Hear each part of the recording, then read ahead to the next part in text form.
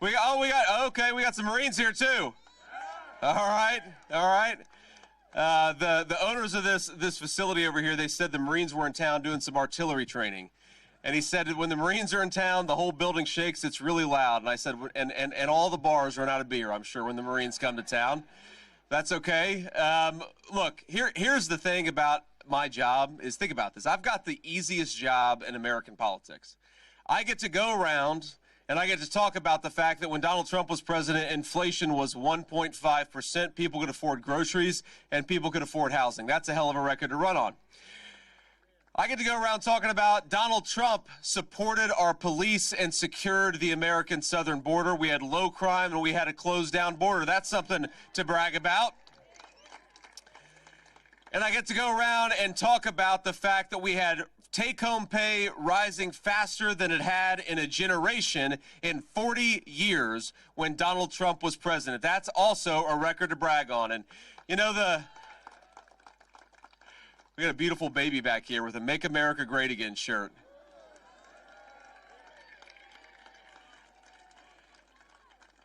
You know, if we were part of the Kamala Harris campaign, I'd say get him registered to vote, but not until he's 18.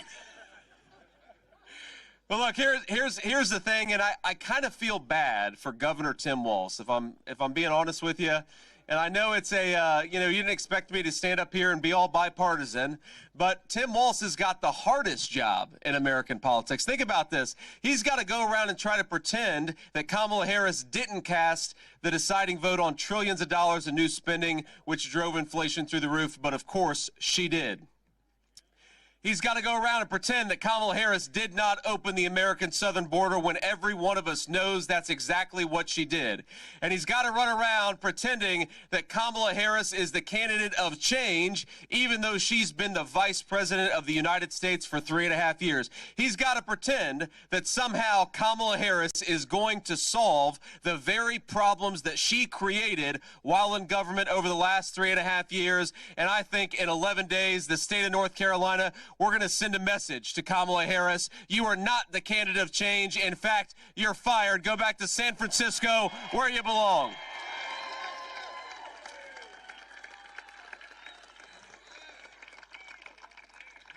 Now, again, even though I don't like Kamala Harris's policies, look at me. I'm being a nice guy tonight. I'm talking about how Tim Walz has got the toughest job in politics, and Kamala Harris, she's got one thing going for her, my friends. It's that every time Kamala Harris does an interview, I think that Donald Trump picks up about 100,000 votes. Now, if you remember, a couple of weeks ago, she did an interview with The View, and in 19 seconds in a softball interview, she blew up her entire campaign. Now this, my friends, this is the sacrifice that I make running as Vice President of the United States. I watch Kamala Harris on The View so that you don't have to. But remember Kamala's entire campaign. Her whole campaign is to pretend that she's going to solve the problems that she caused over the last 3.5 years. She'll stand up before a crowd and she'll say, on day one, we're going to tackle the affordability crisis that affects American families. And she'll say, on day one, we are going to secure that southern border. And all of us with a lick of common sense are saying, Kamala, day one was 1,400 days ago. What the hell have you been doing the whole time? So that's been the theme of Kamala Harris's campaign. Then she goes on The View. And they say, what is one thing that you would have done differently from Joe Biden over the last 4 years? And Kamala Harris says, well, nothing comes to mind. Now, in her defense, I think that could be the slogan of the Kamala Harris campaign. Nothing comes to mind. Whatever the topic is, whatever policy we're talking about, nothing comes to mind. But in 19 seconds, she blew up the entire narrative of her campaign. The dishonesty at the heart of the Kamala Harris campaign is that somehow she's going to be different for the next 4 years from what she was the first 4 years. And I don't think any person believes it. We do not believe it. The state of North Carolina is going to reject that lie in 11 days, and we're going to make Donald Trump not just the winner of North Carolina, but the president-elect of the United States of America.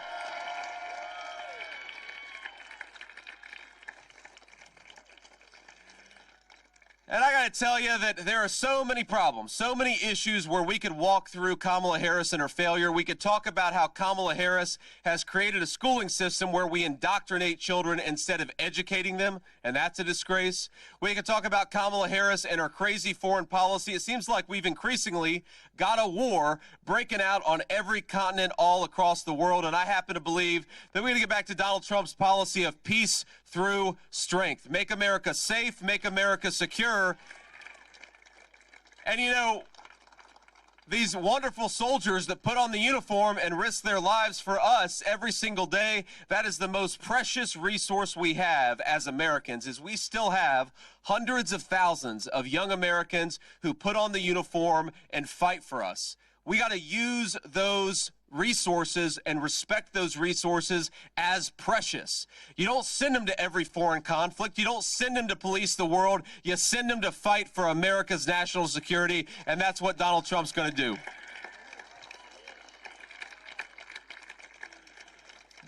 But I think the two biggest issues, the two issues where Kamala has been such a complete and utter failure, are at the border and when it comes to inflation. And of course, these things are connected, and we'll talk about that in a second. But here's the thing. The average North Carolina family is $1,000 per month poorer than they were when Donald Trump was president. North Carolinians are paying 28% more for groceries. They're paying 35% more for gasoline. They're paying 45% more for housing. And they're doing it not because of an act of God, not because they did anything wrong, but because they've been failed by the leadership of Kamala Harris. So I got a very simple question. Do y'all want to pay more for gas? Do you want to pay more for groceries? Do you want to pay more for housing? Then are we going to make Kamala Harris the president of the United States? Hell no. What we're going to do, and it's going to be so much better, is we're going to unleash a golden age of American prosperity under the leadership of Donald J. Trump.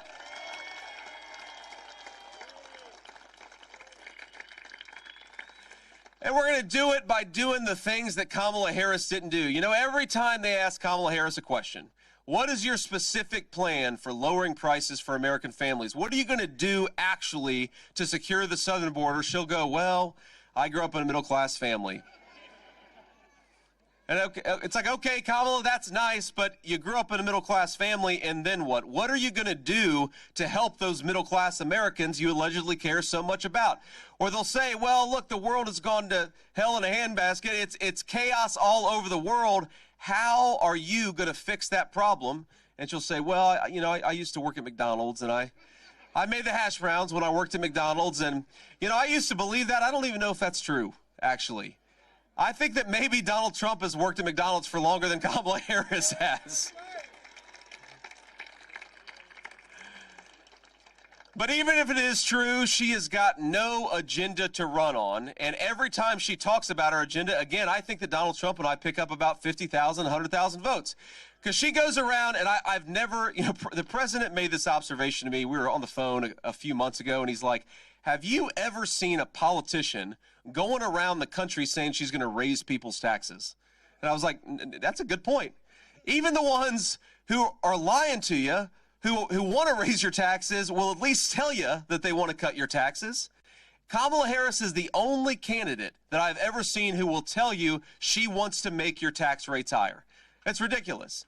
Meanwhile, she wants to use all that money to pay foreign companies to poach our jobs and steal our industries, and I think that's got it exactly upside down. So while Kamala Harris is promising to raise your taxes and then reward companies that ship jobs overseas, Donald Trump wants to cut your taxes and punish the foreign countries that are stealing our jobs and stealing our industrial base. That's a much better pathway to prosperity. While Kamala Harris is talking about increasing regulation, she's promising that she's going to put hundreds of billions of dollars of additional regulations on the American economy. Donald Trump and I believe that we can have clean air, we can have clean water, and we can also have a growing economy that creates prosperity for all. Cut out the ridiculous regulations and focus on prosperity for the American citizens. Kamala Harris has got the worst energy policy. She has gone out there, she's banned or tried to ban fracking. She's talked about it. She's tried to make it harder to do energy leases in the United States of America. They've all done all these ridiculous regulations that make it harder for Americans to actually use the incredible energy resources that we have right here in the United States of America. Kamala Harris wants us to buy oil and gas from tin pot dictators all over the world. Donald Trump wants us to buy oil and gas from American workers and American territories, and that's exactly what we're going to do. And when we do that, my friends, it's going to lower energy costs for American citizens. It's going to make gas, it's going to make heat in your house more affordable. I know it doesn't get quite as cold in North Carolina winters as it does in Ohio winters, but it still gets pretty cold, right? So we want to make it easier for you to heat your home in the winter. We want to make it easier for you to fill up your tank and get to work and take your kids to school in the morning. We want to make it easier for you to afford the American dream, but the only way that we're going to do that, the only way we're going to make the American dream more affordable is to fire the current leadership of Washington, D.C. and put Donald Trump back where he belongs.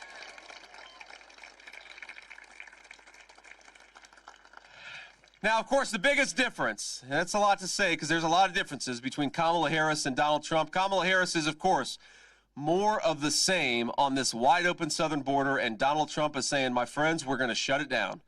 We're going to close down that border. We're going to build the wall. We're going to reimpose deportations, and we're going to put American citizens back in charge of their own country.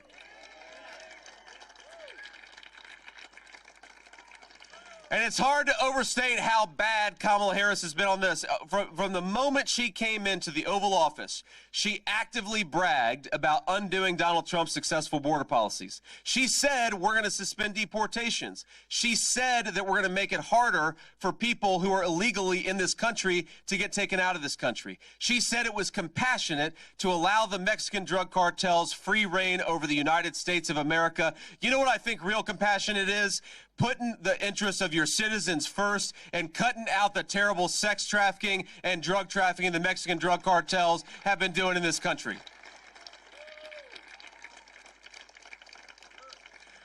But she's not just rolling out the red carpet for illegal aliens in this country. Kamala Harris is also promising to give them benefits paid for by the American taxpayer. She has the audacity. Everywhere she goes, it's the most dishonest thing she does in her campaign. She has the audacity to accuse Donald Trump of wanting to go after Social Security when she is trying to give Social Security to illegal aliens. You want to bankrupt the United States of America? You want to bankrupt Social Security? Give it to illegal aliens, which is exactly what Kamala Harris is proposing to do. She talks about how Donald Trump wants to take away Medicare. Donald Trump has fought to protect Medicare his entire life as a leader of this country. Kamala Harris is promising illegal aliens will get access to Medicare. And not just that, but she'll pay using your tax dollars. She'll pay for illegal aliens who commit violent crimes to get sex changes on taxpayer dime.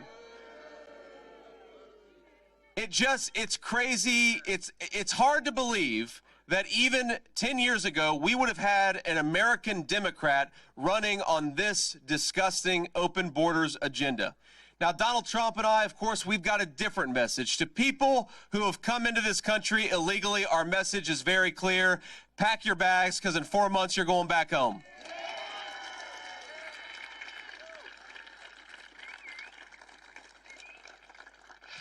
You know, there's so many problems that come from this wide open southern border. There's the fentanyl problem. We got 100,000 of our citizens dying every single year. Most of them are dying from fentanyl overdoses. It's the biggest cause of drug overdose in the United States of America. We've got schools in the state of North Carolina that are overwhelmed with children who don't even speak English because they were brought here by illegal aliens. Now, what does it do to the education quality of our own children when you put thousands of people in the schools who don't even speak their language? We know what that means. That means administrators, that means teachers, that means people who are going to focus on illegal aliens instead of American citizens. And look, I don't begrudge anybody who wants to come to the United States of America and have a better life, but I think two things. Number one, they ought to do it properly. Come through the legal channels, come through the right way, like millions of people have done in the United States of America. But more importantly, I do not think that the leadership of the United States, that the compassion of our leaders should be focused anywhere but on the best interests of the American citizenry who belong in this country. That's why American leaders exist, is to look after the interests of the American nation.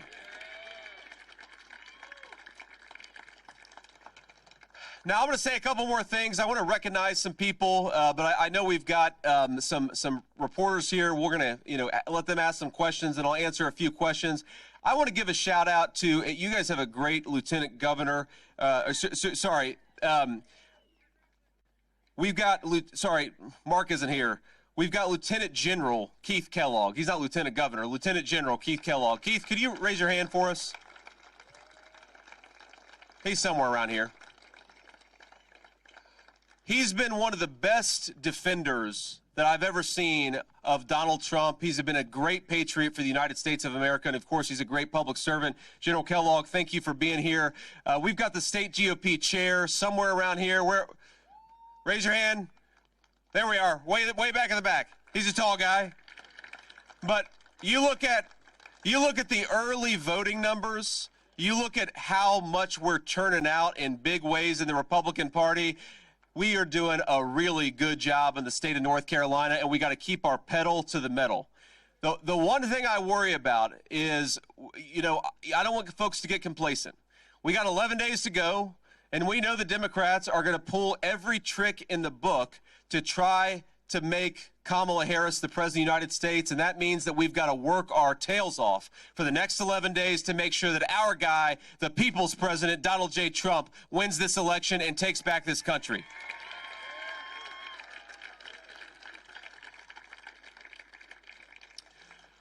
Let me say a couple more things just about that. I want you to write this website down and remember this website. I want to look at it just to make sure I get it right. swampthevoteusa.com.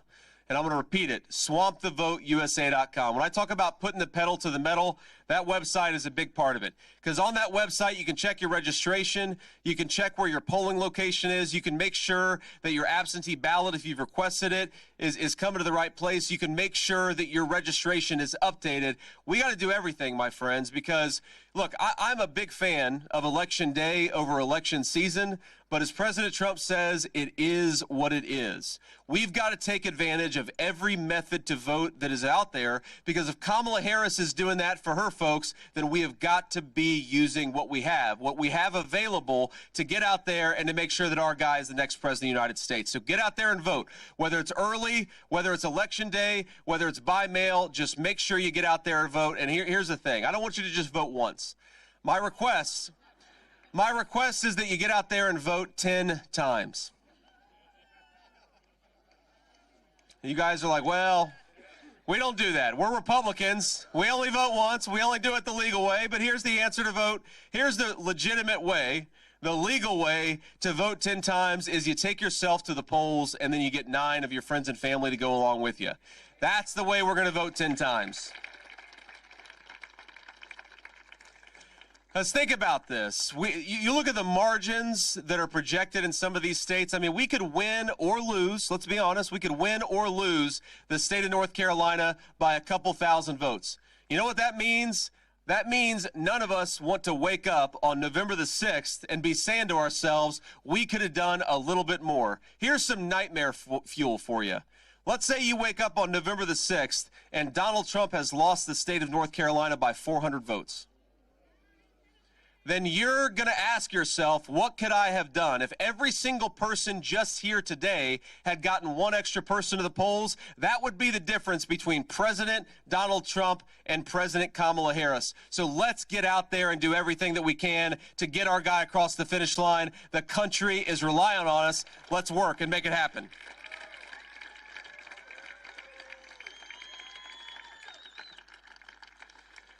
One final thing. I know most people use social media some form. Maybe you just text, maybe you just call people. Whatever your favorite method of talking to your fellow citizens, make sure you tell them why you're voting for Donald Trump. Okay, whether it's X or Instagram or whatever you use, make sure people know why you're voting for Donald Trump. Because look, Kamala Harris and her allies in the corporate media, they're never going to tell the truth about this campaign. They're never going to tell the truth about our candidate, but you know who can tell the truth? We can. We can get out there to our neighbors, to our friends, to our family, and talk about why we're making Donald Trump the next president of the United States. I know that this is all, look, I know all of you are doing it. But ask yourself, we can do everything that we can, or we can do just a little bit over the next 11 days, and every single one of us needs to do everything we can to elect Donald J. Trump the next president of the United States. I know I'm working hard. I know you will too.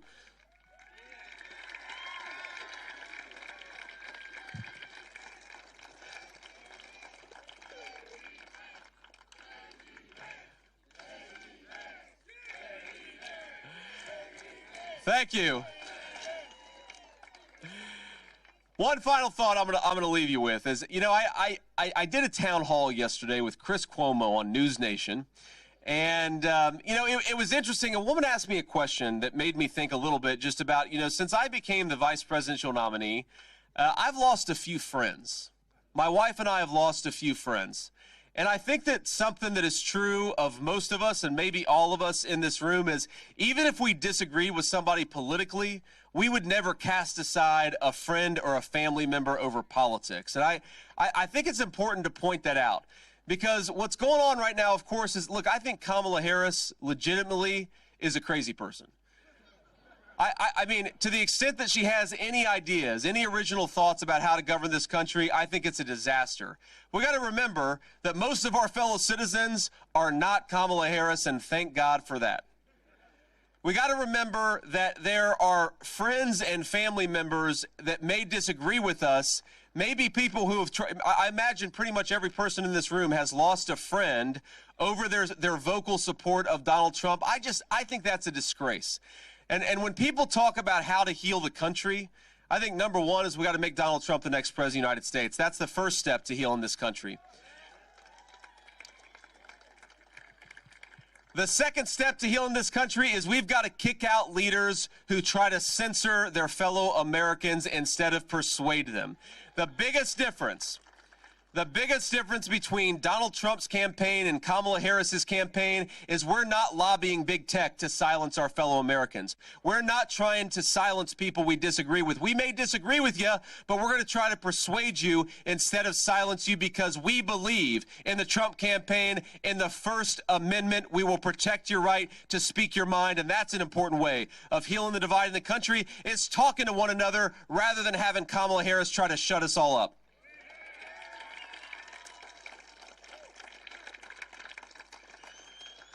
But I think a third thing we got to do, just to repeat myself, is even if you've got somebody who's going to make a bad political decision in November, spend the next 11 days not casting them out of your life. Let's spend the next 11 days trying to persuade them that Donald Trump is the best future, not just for this country, but for them personally. And that's what I promise you I'm going to do. I'm going to try to make my argument for the next 11 days to anybody who's still open to persuasion, because here's what I believe. I believe that unless Donald Trump is the next president of the United States, Americans are still going to be unable to afford groceries. I believe that when Donald Trump is the next president of the United States, Americans, especially young Americans, are going to be able to afford to buy a home again. I believe that when Donald Trump is the next president of the United States, we are going to secure that border and stop the flow of fentanyl coming into our country. I believe that when Donald Trump is the next president of the United States, we're going to unleash a golden age of prosperity for the American people. Let's get it done, my friends. God bless you, and thank you for having me in North Carolina.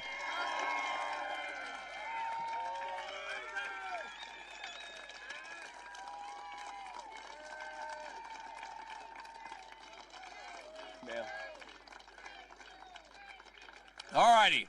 It's hot out here. I like that shirt, sir. Thank you, sir.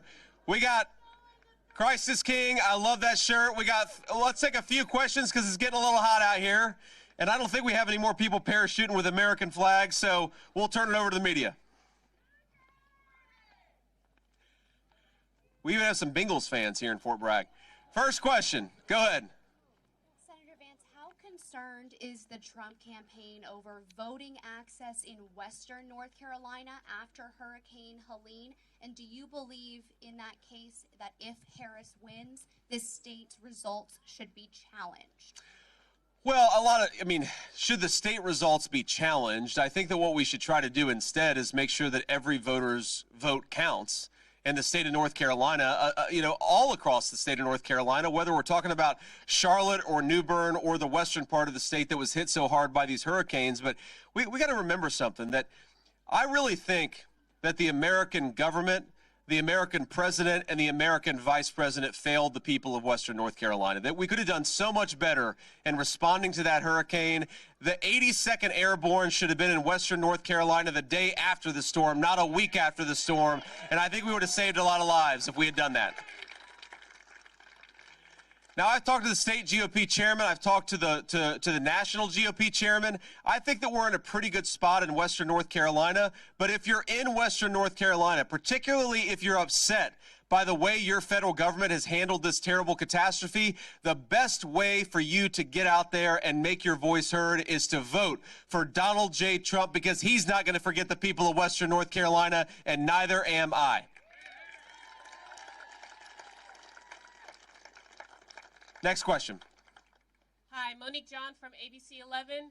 Do you have specific plans to increase wages and expand healthcare access for our service members? At his last campaign event here in our area in Fayetteville, former President Donald Trump spoke on the importance of caring for our military community. Yes, I appreciate the question, and we certainly do. And one of the things that, shockingly, I'm biased, but the media doesn't give Donald Trump enough credit for is that we did a lot, or I should say he did a lot, in his first 4 years in the White House on ensuring that veterans had more choice in health care. That's a big thing. I think all the veterans here would say they want to have more choices. We want to respect their service. And, this is especially true in areas that are rural, where you don't have close access to a hospital. Why do we force a veteran to drive 95 minutes away from their home for a doctor's appointment when it would be cheaper for them and for the government for those folks to get health care 15 minutes away from where they live? We got to promote choices for veterans. Now, Donald Trump already did that, and we're going to build upon it in the second term. Unfortunately, Kamala Harris, a lot of what we've done to promote veterans' choice in health care, Kamala Harris has actually done away with some of that stuff. They haven't implemented it as well as they should, and because of that, I think veterans don't have nearly as many choices as they should. But there's a basic principle that underlies Donald Trump's approach to our military and to our veterans. Number one, we ought to be grateful to the people who put on a uniform, and we ought to keep the promises we make to them. Way too many broken promises to our veterans. And the second point, ma'am, is it is a national disgrace that we have 25 million illegal aliens in this country, many of whom are collecting federal benefits, when we've got veterans sleeping under bridges and on park benches. We've got to do a better job by American citizens, especially our veteran community.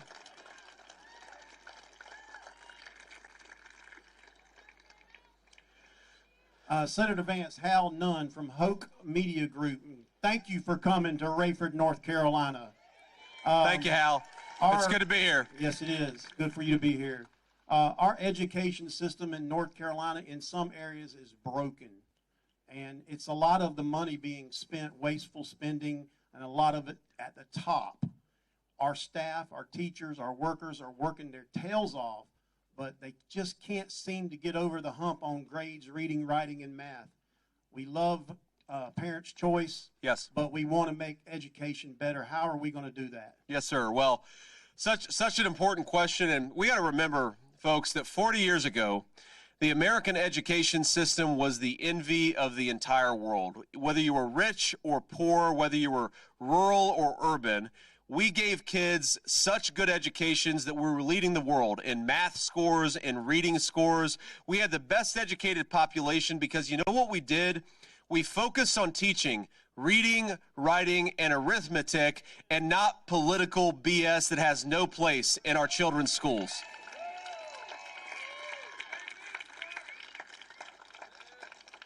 Now, you talk about spending. We actually spend more per pupil than almost any education system in the entire world. And we have to ask ourselves, what are we getting from it? We're getting 40th in reading, 41st in math. We're not giving a good education to our children. And most importantly, our kids are not going to have good opportunities in life if they start out with a bad education. So we got to say, number one, we want to give parents more choices in schools. Let parents choose where they send their schools. The money ought to follow the child around, not a broken school system if that kid is stuck in a broken school. That's principle number one. And, sir, the final thing I'll say, principle number two is we've got to stop using the taxpayers of the people in this beautiful facility to fund political BS in our schools. I think a lot of you would be shocked if you realize that, you know, why can't our kids add 2 + 2, but they know that there are 87 genders? Why is that happening? It's happening because our tax money goes to fund bureaucrats at the Department of Education. Bureaucrats that are putting radical curricula into our schools instead of teaching our kids what they need to be successful, happy, and healthy people. We got to get back to the basics in education, and Donald Trump and I are going to fight for that every single day. Thank you, sir, for your question. We'll do one more. I'll leave you with a thought, and then we'll hit the road. Hi, Senator Vance. Joey Pierre from the Fayetteville Observer. Just one question for you. What can a Trump-Vance presidency do to assist areas affected by hurricanes in North Carolina and in the South? Yes, sir. Well, you know, obviously, hope we're going to be in a few weeks victorious, number one, but number two,